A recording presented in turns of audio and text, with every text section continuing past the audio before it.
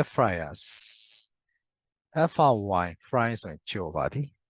FRY air fryer ဆိုရင်အကျော်ဆက်ကိုပြောတာပါကြော်တော့ရအကျော်ဆက်ပါတော့ air fryer ဆိုတော့လေကြော်ဆက်များပါတော့လေကြော်ဆက်များ air fryer ဆိုတော့သူကအဓိကတော့လေနဲ့စီမလိုဘဲနဲ့လေနဲ့ပဲအဓိကကြော်တဲ့ဟာပါနော်ဒီလေ circulating လုပ်ပြီးတော့လေနဲ့ပဲအဓိကကြော်တဲ့ဟာဒါကြောင့်မို့ air fryer ဆိုရင်လေကြော်ဆက်များလို့ခေါ်ပါမယ် healthy cooking appliance ဆိုတာအသုံးဆောင်ပစ္စည်းကိုပြောတာပါ cooking appliance ဆိုတာဟင်းချက်တော့အသုံးဆောင်ပစ္စည်းပေါ့နော် healthy ဆိုကျန်းမာရေးနော်နဲ့ညီညွတ်တော့ဆိုတဲ့အဓိပ္ပာယ်ပြောမယ်ပေါ့နော်ကျန်းမာတော့ healthy cooking appliance ဆိုတော့ကျန်းမာရေးနဲ့ညီညွတ်တော့ဟင်းချက်တဲ့သုံးဆောင်ပစ္စည်းတစ်ခု preparing food prepare ဆိုရင်ပြင်ဆင်ဒီပါ preparing food ဆိုတော့အစားအသောက်ပြင်ဆင်ခြင်း with an air fryer တစ်ခုနဲ့အစားအသောက်ပြင်ဆင်ခြင်းကျွန်တော် reading လေးတွေမဖတ်ခင်မှာ pre-reading questions လေးတွေကိုကျွန်တော်ဖတ်ကြည့်ကြစို့ what compares အတွဲလိုက်လို့ပါ ask and answer the questions မေးခွန်းများကိုမေးနေဖြစ်နေ number 1 have you ever eaten air fried chicken air fried potatoes have you ever eaten စားဘူးသလားလို့မေးတာပါ air fried chicken air fryer နဲ့ကြော်ထားတဲ့ကြက်ကြော် air fried potatoes air fryer နဲ့ကြော်ထားတဲ့အာလူစားဘူးသလား if so အကယ်၍စားဘူးတဲ့ဆိုရင် do you like them သူတို့ကိုကြိုက်လားအဲ့ဒါတွေကိုကြိုက်လားပေါ့နော် if not မစားဘူးဆိုရင် would you like to try some စားကြည့်ချင်သလားလို့ပြောပါစမ်းကြည့်ချင်သလားဆိုတော့တချို့ကိုစားကြည့်ချင်သလားအဲ့တော့အဲ့ဒီဟာတချို့ကိုအဲ့တော့ air fryer နဲ့ကြော်ထားတဲ့ကြက်ကြော်တို့အာလူကြော်တို့စားကြည့်ချင်သလားလို့မေးတာပါအဲ့တော့ number 1ကိုကျွန်တော်ဖြေမယ်ဆိုရင် have you ever eaten air fried chicken ဆိုရင်ဘာဖြစ်လဲ yes I have eaten air fried chicken ဒါမှမဟုတ် I have eaten air fried potatoes ဆိုပြီးဖြေလို့ရပါဖြေတဲ့အခါမှာကျွန်တော် ever ထည့်စရာမလိုပါဘူးเนาะever ကမေးခွန်းထုတ်တဲ့အခါမှာသူက experience တွေကိုမေးရပါလုပ်ဖူးသလားသွားဘူးလားလာဘူးလားစားဘူးသလားဘူးသလားဆိုတဲ့အဓိပ္ပာယ်နဲ့မေးချင်တဲ့အခါကျ present perfect tense မှာသူက ever ထည့်ပြီးမေးခွန်းမှာမေးတယ်ပေါ့အဲ့တော့ပြန်ဖြေတဲ့အခါကျရင်စားဘူးပါတယ်ဆိုရင် ever ထည့်စရာမလိုတော့ yes I have eaten air fried chicken တော့ဒီမေးခွန်းကိုကျွန်တော်တို့အဲ့လိုဖြေကြည့်မယ် yes I have eaten air fried chicken if so do you like them ဟုတ်ကဲ့ကျွန်တော်ကြိုက်ပါတယ် yes I like them ဆိုပြီးကျွန်တော်ဖြေလို့ရပါတယ်အဲ့တော့မစားဘူးဆိုရင်တော့ကျွန်တော်ဘယ်တုန်းကမှမစားဘူးဆိုတော့ never ထည့်ဖြေလို့ရပါတယ် I have never eaten air fried chicken အဲ့တော့မစားဘူးဆိုရင် if not would you like to try some မင်းတို့ကိုစားကြည့်လားနော် yes I would like to try some ပေါ့နော် I would like to try some ကျွန်တော်စားကြည့်ချင်ပါတယ်ဖြေလို့ရပါတယ် number 2 do you think မင်းထင်သလား air fried foods air fried နဲ့ကြော်ထားတဲ့အစားအသောက်တွေက good for health ကျန်းမာရေးနဲ့ညီညွတ်တယ်လို့မင်းထင်သလား why ဘာကြောင့်လို့ထင်လဲ why not ဘာကြောင့်လို့ဘာဖြစ်လဲမထင်ဘူးဆိုလဲဘာကြောင့်မထင်ဘူးလဲဆိုတဲ့မေးခွန်းကိုမေးရပါမယ်နော်အဲ့တော့ဒီမေးခွန်းမေးမယ်ဆိုရင် air fryer ဒီသူက C မပါဘဲနဲ့ကြော်တာပေါ့နော်အထူးသဖြင့်အဲ့တော့ C ဆိုလဲသူကဦးလေးကိုနည်းနည်းလေးမကတ်အောင်နည်းနည်းလေး spray လုပ်တာဒါမှမဟုတ်နည်းနည်းလေးတုပ်လိုက်ရုံနဲ့ပဲကြော်တာဖြစ်တဲ့အတွက်သူဒီ C မပါပါဘူးအဲ့တော့ C မသုံးဘဲနဲ့ကြော်တဲ့အခါကျတော့ကျွန်တော်တို့က air fryer ဖုတ်ဒီကျန်းမာရေးနဲ့ညီညွတ်ပါတယ်ဟုတ်နော်အဲကျန်းမာရေးနဲ့ညီညွတ်တယ်အဲ့အတွက်ကျွန်တော်တို့က air fryer ဖုတ်ကကျန်းမာရေးနဲ့ညီညွတ်ပါသည်ဆိုပြီးတော့ကျွန်တော်တို့ကဖြေလို့ရပါတယ်နော်အဲ့တော့ကျွန်တော်တို့ကကျန်းမာရေးနဲ့ညီညွတ်ပါသည်ဆိုတာဖြေကြည့်ကြမယ်ပေါ့ I think air fried foods are good for health because they have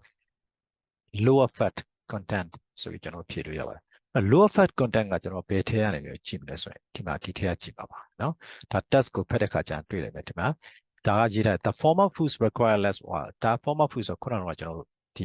အထက်မှာဖော်ပြခဲ့တဲ့အစားအသောက်တွေပြောတာပါเนาะအဲ့တော့ air fry နဲ့ကြော်ထားတဲ့အစားအသောက်တွေကတဲ့ require less oil စီနေနဲ့ပဲလို့ပြီးတော့သူတို့မှာပါလဲ have a significantly lower fat content နော်စီပေါင်မှုနှုန်းနည်းပါတယ်ပေါ့နော်ဒါကြောင့်မလို့ lower fat content ပဲပါတယ်လို့ရေးထားတယ်ကျွန်တော်ဒီချက်ကိုဖြေပါပေါ့နော် lower fat content နည်းလို့ပါအဲ့တော့ကျွန်တော်ပြန်ပြောမယ်ဆို I think air fried foods are good for health because they have a lower fat content ဆိုရင်ကျွန်တော် number 2ရဲ့အဖြေကိုရပါပြီ number 3ကိုဖြေကြည့်မယ်sorry number 2A ကိုကျွန်တော်ဖတ်ကြည့်မယ် read the following text နောက်အောက်ပါစာသားတွေကိုဖတ်ကြည့်မယ် in modern kitchens modern kitchen ဆိုတာဘာကိုပြောလဲဆိုကျွန်တော်တို့အခုပါလဲယနေ့ခေတ်မီတဲ့မီးဖိုချောင်းတွေကိုပြောတာပေါ့နော်ခေတ်မီတဲ့မီးဖိုချောင်းတွေမှာတဲ့ an air fryer has become air fryer တခုဟာပါလဲ has become ဖြစ်လာတဲ့ popular appliance တကယ်ပါလူကြိုက်များတဲ့အသုံးဆောင်ပစ္စည်းတစ်ခုဖြစ်လာတယ် that is used to အဲ့ဒါကအသုံးပြုပါလေနော် that is used ၎င်းကိုအသုံးပြုတယ် to cook meat fish and vegetables such as potato အဲ့တော့ဒါကိုချက်ပြုတ်ဖို့တော့သုံးတယ်အသားတွေငါးတွေဟင်းသီးဟင်းရွက်တွေနော်အာလူလိုမျိုးဟင်းသီးဟင်းရွက်တွေချက်ပြုတ်ဖို့တော့သုံးတယ် it works ၎င်း air fryer ကိုပြောတာပါအဲ့ air fryer တစ်ခုက air fryer ကအလုပ်လုပ်ပါတယ် by circulating ဆိုတာလေတွေကအထဲထဲမှာသူကပါလဲ circulate လုပ်နေတာဆိုလေတွေကထဲထဲမှာလဲပတ်နေခြင်းကိုပြောတာပါနော်ဟောလေတွေဒီ၎င်းကလေတွေကအထဲထဲမှာလဲပတ်နေပြီးတော့ပါနော်ဘလို့လေတဲ့ hot air around the food နော်အဲ့တော့အစားတောက်ပတ်လဲမှာပူတဲ့လေတွေဟာလဲပတ်နေခြင်းအဖြစ်သူကအလုပ်လုပ်ပါတယ်ပြောတာနော် to make it crunchy ဆိုတာကျွတ်ရွတော့နော်ကျွတ်ရွဖြစ်တော့ဆိုတဲ့adjective ပါအဲ့တော့အစားအသောက်ကိုကျွန်တော်တို့ချက်လိုက်တဲ့အစားအသောက်ကို crunchy outside အပြင်ဘက်မှာကျွတ်ရွလေးဖြစ်ပြီးတော့ and soft inside အထဲထဲမှာနူးညံ့အောင်လို့နော်နူးညံ့အောင်လို့ဘာဖြစ်လဲအဲ့တော့သူက၎င်းကပါလဲသူ့ကိုအဓိကတော့ဒါကိုကျွန်တော်တို့ဘာသာပြန်နေဆိုရင်အဲ့တော့ air fryer တခုလှုပ်တာကတော့အထဲထဲကလေပူတွေကနေပြီးအစားအသောက်ပတ်လဲမှာပြောပါလေအဲ့လေပူတွေကနေလေပတ်နေပြီးတော့ဒီအစားအသောက်ကိုချက်တယ်နော်အဲ့လိုချက်ချင်းအဖြစ်သူကအထက်အပြင်ဘက်မှာဆိုရင်အစားတောက်ရဲ့အပြင်ဘက်မှာဆိုကျွတ်ရွလေးဖြစ်ပြီးတော့အထဲထဲမှာဆိုညှို့ညံ့နေပါတယ်ပေါ့နံပါတ်2ကိုကြည့်မယ်ဆိုရင်ဖတ်ကြည့်အောင် to cook food and air fryer ဒါဘလူ air fryer တခုနဲ့ဒီအစားတောက်ကိုချက်ပြုတ်ကြလဲဆိုတာရှင်းပြတယ်ပေါ့နော်နံပါတ်1မှာကျတော့သူကအစားတောက်ဒီ air fryer ဘလူအလုပ်လုပ်လဲဆိုတာရှင်းပြတယ် to cook food and an air fryer နော်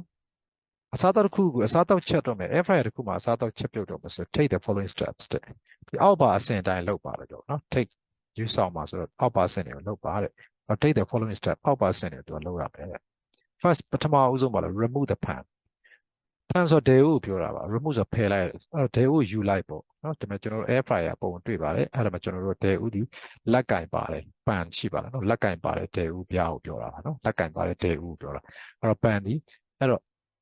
လက်ကင်ပါတဲ့ deo ကိုဆွဲယူလိုက်မယ်နော်ဖယ်လိုက်မယ် with the basket အဲ့ဒီ deo ထဲမှာ basket ပါလာတယ်နော်အဲ့တော့ချင်းလေးတစ်ခုချင်းလေးပါတယ်နော်အဲ့ deo ထဲမှာတော့ချင်းလေးအစားတောက်တွေထည့်ဖို့တော့ချင်းလေးပါတယ်အဲ့ basket လေးပါတဲ့ deo ကိုယူလိုက်မယ် from the appliance အဲ့တော့ဒီ air fryer appliance က air fryer ပြောပါဒီပစ္စည်းတွေကနေပြီးတော့ဒီ air fryer တွေကနေပြီးတော့เนาะချင်းလေးပါတဲ့ deo ကိုယူလိုက်မယ် by pulling the handle ဆိုတော့လက်ကင်လေးကိုဆွဲခြင်းအဖြစ်လက်ကင်လေးကိုဆွဲပြီးယူလိုက် and put the ingredients in the basket ပြီးတော့အစားအသောက်တွေကိုပါလဲအဲ့ဒီ basket အဲ့ဒီ deo ထဲမှာပါတဲ့ချင်းလေးတွေကိုအစားအသောက်တွေထည့်ပါမယ်အဲ့တော့သူကဒါ deo ကိုဘယ်လိုဆွဲထုတ်ပြီးဘယ်လိုအစားအသောက်ကိုဘယ်လိုချက်တယ်လဲဆိုတာเนาะ air fryer တစ်ခုနဲ့အစားအသောက်ဘယ်လိုပြင်ဆင်တယ်လဲဆိုတာသူကဒီမှာပြောတာပေါ့အဲ့တော့ first ပထမဆုံး deo ကိုလက်ကင်ရနေပြီးတော့ air fryer တွေကเนาะဆွဲပြီးတော့ထုတ်လိုက်မယ်เนาะအဲ့ deo မှာသူက basket ပါမယ်အဲ့တော့ basket ပါတဲ့လက်ကင်ပါတဲ့ deo ကိုလက်ကင်နဲ့ဆွဲထုတ်မယ်ပြီးရင်ingredients ဆိုတာအမယ်တွေကိုပြောတာပါကျွန်တော်တို့ချက်ပြုတ်မဲ့အမယ်တွေကိုပြောတာပါနော်အဲ့တော့ကြက်သားဆိုကြက်သားငါးဆိုငါးသားပေါ့နော်အဲ့တော့ ingredients တွေကိုချက်ပြုတ်မဲ့အမယ်တွေကို basket ထဲကိုအဲ့ချင်းထဲကိုထည့်မယ် then ပြီးတော့ဘာလုပ်မလဲ put the pan with the basket အဲ့တော့ခုနကတော့ချင်းနဲ့အတူထဲကိုဘာလုပ်မလဲ back into put back ဆိုတော့ပြန်ထားမယ် the pan with the basket ဆိုတော့ထဲကိုချင်းနဲ့တော့ချင်းပါတဲ့ထဲကို put back ပြန်ထားမယ် into the air fryer air fryer ကိုပြန်ထည့်ပါလို့ပြောတာပါပြီးဆက်ဆိုတာချပြီးမှာပေါ့ဘာချရမလဲဆိုတော့အနေထားတစ်ခုလုပ်ပြီးမှာ required temperature အဲ့တော့ဗာလဲအပူချိန်သတ်မှတ်မယ်ပေါ့နော်ဆက်ကိုကြတော့ဗာလဲဒီမှာသတ်မှတ်ပေးလိုက်မယ်ကိုလိုချင်တဲ့ require လိုအပ်တဲ့အပူချိန်ကိုတော့ထားလိုက်ပါပေါ့လိုအပ်တဲ့အပူချိန်ကိုသတ်မှတ်ပေးလိုက်ပါအဲ့တော့ကျွန်တော်တို့ကဒီ air fryer တစ်ခုမှာသူက temperature ကို adjust လုပ်တာပါညှိတဲ့သူကခလုတ်ကလေးပါတယ်လှည့်လို့ရတယ်ပေါ့နော်အဲ့တော့ကိုလိုချင်တဲ့အပူချိန်ဘယ်လောက် degree မှာထားမလဲဆိုတဲ့ဟာပေါ့နော်အဲ့တော့လိုအပ်တဲ့အပူချိန်ကိုထားလိုက်ပါတဲ့နော်အဲ့တော့သူကကျွန်တော်တို့ကချက်ပြုတ်တဲ့အမယ်ပေါ်မှာမူတည်တာပေါ့ငါးဆိုရင်ဘယ်လောက် temperature ကြက်သားဆိုဘယ်လောက် temperature အာလူဆိုဘယ်လောက် temperature ဒါပဲ temperature ချင်းမတူပါအဲ့တော့လိုတဲ့ temperature ကိုလှည့်ပြီးနော်ထားလိုက်ပါ set the timer ပြီးတော့ timer ပေးလို့ရပါတယ်နော်ဘယ်နှမိနစ်ကြောက်ပါလဲဘယ်နှမိနစ်ကြော်ချက်ပါလဲနော်နိုင်ဝက်လား45မိနစ်လားစတင်လိုက်တယ်ပေါ့နော် set the timer လဲချလိုက်ပါတဲ့ to required cooking time လိုအပ်တော့ require လိုအပ်တော့ချက်ပြုတ်တဲ့အချိန်အတွက် timer ပေးလိုက်ပါand ပြီးတော့ switch on the appliance အဲ့ဒါတွေလုပ်ပြီးသွားရင်ဗာလဲ appliance ကိုဖွင့်လိုက်ပါ appliance က ဒီ air fryer ပြောတာပါ air fryer ဖွင့်လိုက်ပါ after that အဲ့ဒီနောက်မှာ shake turn ဒါမှမဟုတ် stir as needed during the cooking time အဲ့နောက်မှာခုန air fryer ကိုပါလှုပ်တာ shake လှုပ်တာဒါမှမဟုတ် turn ဆိုဟိုဘက်ဒီဘက်လှန်တာပေါ့နော်ဟိုဘက်ဒီဘက်လှန်တယ်ဒါမှမဟုတ် stir ဆိုမှုရတယ် as needed during the cooking time အဲ့တော့လိုအပ်တဲ့နော်ချက်ပြုတ်နေစဉ်အတွင်းမှာလိုအပ်တဲ့လိုအပ်တယ်လို့လှန်မယ်နော်လိုအပ်တယ်လို့မှုရမယ်လှုပ်ခါပြီးပါတယ် when you hear timer bell when you hear the timer bell timer bell ခုန timer ပေးထားတဲ့နော် timer ကပြီးတော့ bell မြည်လာပြီနော်ခေါင်းလုံးမြည်လာပြီအတန်လေးထွက်လာပြီဆိုရင် the cooking time is over အဲ့တော့ timer မြည်လာတာကိုမင်းကြားတဲ့အခါကျရင်ဗာလဲချက်ပြုတ်ခြင်းဟာပြီးသွားပါပြီအဲ့တော့ဒီမှာကတော့ဒီထက်မှဆိုရင်ဗာလဲချက်ပြုတ်ခြင်းဟာဘယ်ချိန်ပြီးလဲဆိုတော့ကျွန်တော်တို့ဘယ်လိုသိနိုင်လဲဆိုတော့ timer bell ကိုကြားရင်သိနိုင်တယ်ဆိုပြီးပြောပြထားတယ်ဟုတ်ပြီနော် when the food is ready အစားတောက်ကအစင်းနဲ့ဖြစ်သွားတဲ့အခါမှာ pull out the pan ခုနကတော့ဒေဦးပြားကိုနော်လက်ကင်ပါတဲ့ဒေဦးဆွဲထုတ်လိုက်ပါ lift the basket ပြီးသွားရင်မလိုက်မယ်အဲ့ဒေဦးတွေကချင်းကိုမလိုက်မှာ out of the pan နော်အဲ့ဒေဦးတွေကချင်းလေးကိုမလိုက်မှာ by sliding the lid အဲ့ဒီမှာသူက lid ဆိုတာကျွန်တော်တို့ကအဖုံးလေးပေါ့နော်ဒီခလုတ်ပေါ့နော် lid ဆိုတာခလုတ် LID lid ဆိုတာအဖုံးနော်အဲ့အဖုံးကိုဘာဖြစ်လဲ slide လုပ်လိုက်မယ် slide တွန်းလိုက်မှာတွန်းလိုက်တဲ့ first အဲ့တော့ဘာဖြစ်ပထမဦးဆုံးဒီအဖုံးလေးကိုတွန်းလိုက်ပြီးတော့ဒေဦးတွေကနေပြီးတော့ချင်းကိုကျွန်တော်တို့ထုတ်ပါပဲတဲ့ and then ပြီးတဲ့အခါကျတော့ by pressing နော် by pressing P the basket release bottom နော် bottom ဆိုခလုတ် release ဆိုတာလှုပ်တယ်ဆိုတဲ့ခလုတ်ဖြုတ်တယ်ဆိုတဲ့ခလုတ်ပေါ့နော်ကျွန်တော်ဒီမှာပစ္စည်းကျတော့ဖြုတ်တယ်ဆိုတဲ့ခလုတ်ကိုဗာလဲနှိပ်ချင်းအပြင် by pressing ဆိုတော့ဖိထားခြင်းဆိုတော့နော်အဲ့တော့ basket release ဆိုတာအဲ့ဒါခုနချင်းကိုဖြုတ်တဲ့ခလုတ်ကိုနှိပ်ထားပြီးတော့ချင်းကိုဖြုတ်လိုက်မယ်ချင်းကိုဖြုတ်လိုက်မယ်အဲ့တော့ဒီဟာကိုကျွန်တော်တို့ပြန်ပြောတဲ့ဒါကိုပြန်ရှင်းပြမယ်ဆိုရင်သူကဗာလဲချက်ပြီးသွားတဲ့အခါကျရင်ဒေဦး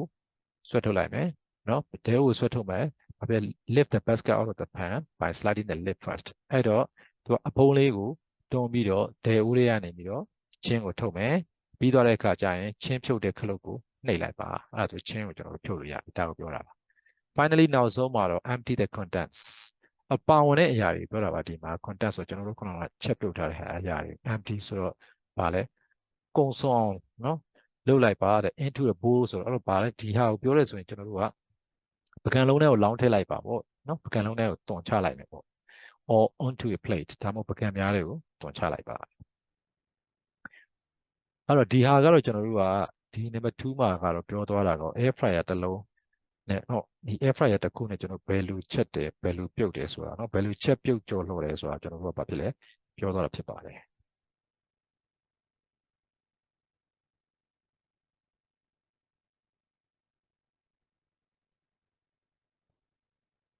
according to medical review တဲ့เนาะအဲ့တော့ကျွန်တော်တို့ဒီဆေးပညာဆိုင်ရာသုံးသက်ချက်အရာပေါ့နော် review ကိုကျွန်တော်တို့ဒီမှာသုံးသက်ချက်လို့ပြောကြတာပေါ့နော်ဆေးပညာဆိုင်ရာသုံးသက်ချက်တစ်ခုအရာပေါ့ according ဆိုတာအရာ according to အရာ medical review ဆေးပညာဆိုင်ရာသုံးသက်ချက်တစ်ခုအရာ air fried foods နော်ဒီ air fryer နဲ့ကြော်ထားတဲ့ foods တွေက better ပိုကောင်းပါတယ် for health ကျန်းမာရေးအတွက်ပိုကောင်းတယ် than တက်ပို့ပြီးတော့ကောင်းတာပြောနော် deep fried foods deep fried ဆိုတော့ကျွန်တော်စီနဲ့နှစ်ပြီးတော့ကြော်ထားတာစီတွေအများကြီးနဲ့နှစ်ပြီးကြော်ထားတာ deep fried foods လို့ခေါ်ပါတယ်အဲ့တော့ deep fried food တွေထက် air fryer နဲ့ကြော်ထားတဲ့ food တွေကပိုကောင်းတယ်တဲ့ဆေးပညာသုံးသက်ချက်တစ်ခုအရာပြောတာပါ The former foods require less oil former foods ဆိုခုနကရခင်ပေါ်ပြခဲ့တဲ့ဟာလေကျွန်တော်တို့ခု air fryer နဲ့ကြော်ထားတဲ့ဟာလေနော်ခုနရခင်ပေါ်ပြခဲ့တဲ့အထက်ကပေါ်ပြခဲ့တဲ့အစားတောက်တွေပေါ့နော် air fryer နဲ့ကြော်ထားတဲ့အစားတောက်တွေ require လိုအပ်တယ် less oil ဘာလဲလို့စီနည်းနည်းပဲလိုတယ်အဲ့တော့ဒါဒီခုနကတော့ကျွန်တော် question 2ကိုဖြေလို့ရတယ်နော် less oil and thus ဤသို့အဖြစ်နောက်ပြီးတော့ have a significantly lower fat ဘာလဲတိတာထင်ရှားစွာပဲလို့ပြောတာတိတာထင်ရှားစွာပဲဘာလဲသူ့မှာ lower fat content စီပါဝင်နှုန်းပြောတာပါအဲ့တော့တိတာထင်ရှားစွာနဲ့ပဲသူဒီပါပဲလဲစီပါဝင်နှုန်းကလည်းနည်းနည်းလေးပဲရှိတယ်လို့ပြောတယ်စီပါဝင်နှုန်းလည်းလျော့နေတယ်လို့ပြောတယ်နော်အဲ့တော့သူကပါလဲဤသို့အဖြစ်ဆိုတော့စီနေတဲ့အတွက်နော် and that's ဤသို့အဖြစ်အဲ့ဒါကြောင့်မလို့ထို့ကြောင့်ပေါ့နော်အဲ့တော့ air fryer နဲ့ကြော်တဲ့အစားအသောက်တွေက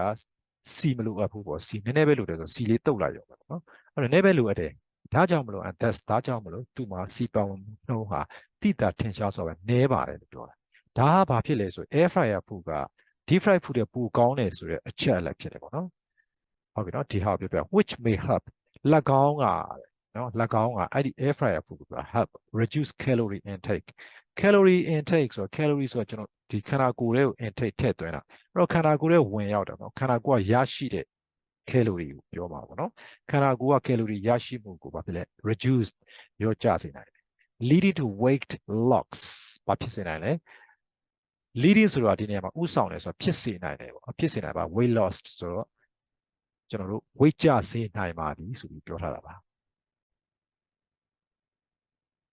အဲ့တော့ကျွန်တော်တို့ကခုနကတော့ number 2မှာဖြေသွားတဲ့အဖြေပေါ့နော်ကျွန်တော်ပြန်ကြည့်မယ် question number 2မှာဖြေသွားတဲ့အဖြေဆိုရင် do you think air fried foods are good for health why or why not ဆိုတဲ့မေးခွန်းကိုဒီကနေပြီးကျွန်တော်တို့ဖြေသွားတာပါနော်အဲ့တော့ဒီထဲကနေပြီးကျွန်တော်တို့ဖြေသွားတာပါဒီမှာဆိုရင်ပါလေ the former foods require less oil and thus have a significantly lower fat content which may help reduce calorie intake နော်အဲ့တော့သူက lower fat content ဖြစ်တော့ကြောင်းဆိုပြီးကျွန်တော်ကဖြေသွားတာပေါ့နော်အဲ့တော့ဒီထက်အဖြေဖြေသွားတာအဲ့တော့ဒီမှာကျွန်တော်ပြောချင်တာ intake နော် calorie intake ဆိုတာကတော့ noun ပါနော်အဲ့တော့ခန္ဓာကိုယ်ကရရှိမှုလို့ပြောတာနော်ခန္ဓာကိုယ်ကရရှိမှု calorie intake ဆိုတော့ calorie ရရှိမှုနော်အဲ့တော့အစားတောက်တို့ calorie တို့နော်အဆီတို့ခန္ဓာကိုယ်တွေကနေခန္ဓာကိုယ်ကနေလက်ခံရရှိမှုပြောတာပါအဲ့တော့ဒီ reduce calorie intake ဆိုတော့ကျွန်တော်တို့ခန္ဓာကိုယ်ကနေ calorie ရရှိမှုနော်လျော့ကျအောင်ကုညီနိုင်တယ်လို့ပြောတာပါ compared to deep frying အဲ့တော့ကျွန်တော်တို့ကစီတွေနဲ့နှစ်ပြီးကြော်ထားတဲ့ဟာကိုနော်စီတွေနဲ့နှစ်ပြီးကြော်ထားတဲ့အစားအသောက်တွေနဲ့နှိုင်းယှဉ်ပဲဆိုရင် air frying can reduce အဲ့တော့လေကြော်စက်နဲ့ကြော်တဲ့ဟာ can reduce short charge နဲ့ the formation of acrylamide နော် acrylamide ဆိုတာကဘာပြောလဲဆို chemical တစ်မျိုးရဲ့နာမည်ပါနော်ကျွန်တော်တို့ chemical တစ်မျိုးရဲ့နာမည်ကိုပြောတာပါနော်အဲ့တော့ဒီ acrylamide ဆိုတဲ့ chemical ရဲ့ဖွဲ့စည်းခြင်းကိုလျှော့ချနိုင်တယ် chemical ဖွဲ့စည်းတာဘယ်ထဲမှာဖွဲ့စည်းကျွန်တော်တို့ခန္ဓာကိုယ်ထဲမှာအဲ့တော့ကျွန်တော်ခန္ဓာကိုယ်ထဲမှာဒီခုနကဒီ acrylamide ဆိုတဲ့ chemical ကြီးနော် chemical ဖွဲ့စည်းမှုနော်ဒါကို chemical ဖွဲ့စည်းမှုကျွန်တော်တို့လျော့ကျစေတယ်အဲ့တော့ဒီ chemical ကျွန်တော်တို့ထဲမှာကျွန်တော်တို့ခန္ဓာကိုယ်ထဲမှာရှိနေခြင်းကိုလျော့ကျစေနိုင်ပါသည်ဆိုပြီးတော့ဒါပြောထားတာဖြစ်ပါတယ်နော် acrylamide နော်အတန်ထုတ်က acrylamide လို့ပြောပါမယ် acrylamide is a chemical substance acrylamide ဆိုတာကသူကပါလေ chemical substance ဆိုတာဓာတုပစ္စည်းတစ်မျိုးဖြစ်ပါတယ် which is thought ၎င်းကိုကျွန်တော်တို့ကနော်တွေးယူထားတယ်ပေါ့ကျွန်တော်ဒါကိုကျွန်တော်တို့ကစဉ်းစားထားကြပါတယ်နော် to cause cancer ဖြစ်စေတဲ့ chemical ဖြစ်စေတဲ့ဓာတုပစ္စည်းတစ်ခုလို့ acrylamide ကိုကျွန်တော်တို့ကစဉ်းစားထားပါတယ်လို့ပြောတာပါနော်အဲ့တော့ acrylamide ဒီကျွန်တော်တို့ cancer ဖြစ်စေတဲ့နော် cancer ကိုဖြစ်စေနိုင်တဲ့ဓာတုပစ္စည်းတစ်ခုလို့စဉ်းစားထားကြပါတယ် so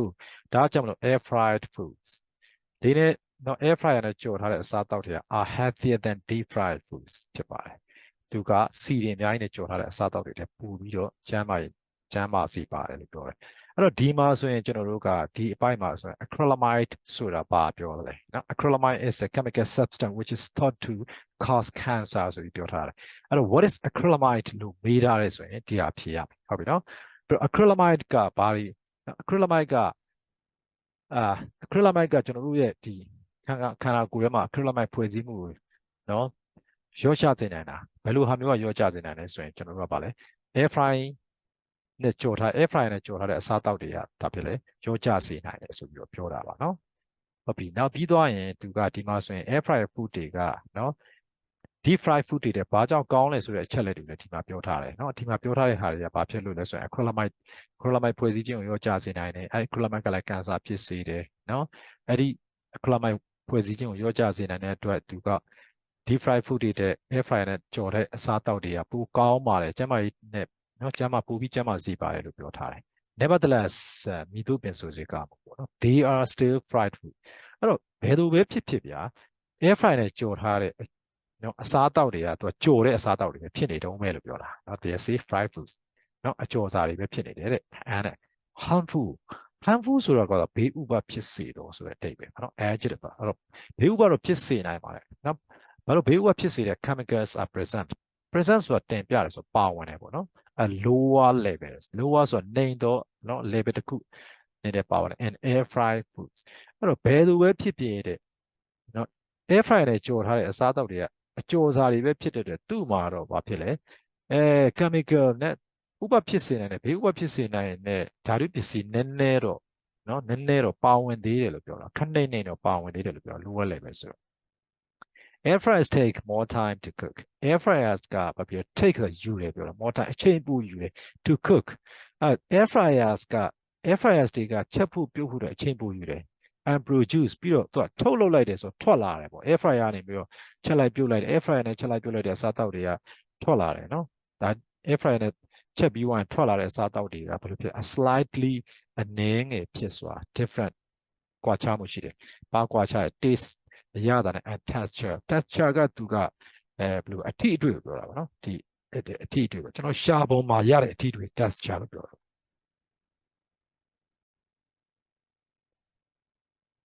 အဲ့တော့ air fryers တွေနဲ့เนาะ air fryer တွေနဲ့ချက်ပြုတ်ခြင်းကအချိန်နဲ့ပိုပြီးရတယ်เนาะအချိန်နဲ့ပိုယူတယ်ပြီးတော့သူကကျွန်တော်တို့ရှာပုံမှာရတဲ့အထီးတွေเนาะရှာခံစားရတဲ့အထီးတွေနဲ့အရသာကကြလဲအနည်းငယ်လေးတော့သူကကွာခြားမှုရှိပါတယ်ဆိုပြီးပြောတာပါ in addition ထပ်မံဖြစ်ဆွပြီးပြောရမယ်ဆိုရင် they can be expensive နော်အဲ့တော့ air fryers တွေကိုပြောတာပဲ air fryer တွေက can be expensive ဆိုဈေးကြီးတော့ပေါ့နော် can be ဆိုဖြစ်နိုင်တယ်အဲ့တော့ဈေးကြီးနိုင်ပါတယ်တဲ့ depending မူတည်ပြီးတော့လို့ပြောတာပါနော် depend ဆိုတာမူတည်တယ်နော် depending မူတည်ပြီးတော့ on their brands အဲ့တော့သူတို့ရဲ့ design တွေနဲ့ models အဲ့တော့ model ရဲ့ design ရေပေါ့နော် air fryer ရဲ့ model ရဲ့ air fryer design တွေကိုမူတည်ပြီးတော့သူတို့ဈေးကြီးနိုင်တယ်တဲ့ although using air fryers has some advantages အဲ့တော့ although တော့ညာလဲ using air fryers ကိုအသုံးပြုတဲ့အခါတော့ညာလဲ has some disadvantages ခုနကတော့ဒီဆိုးကျိုးအနည်းငယ်ပေါ့နော်ဒီဆိုးကျိုးအနည်းငယ်ရှိတော့ညာလဲ air fryer အသုံးပြုခြင်းဆိုးကျိုးအနည်းငယ်ရှိတော့ညာလဲ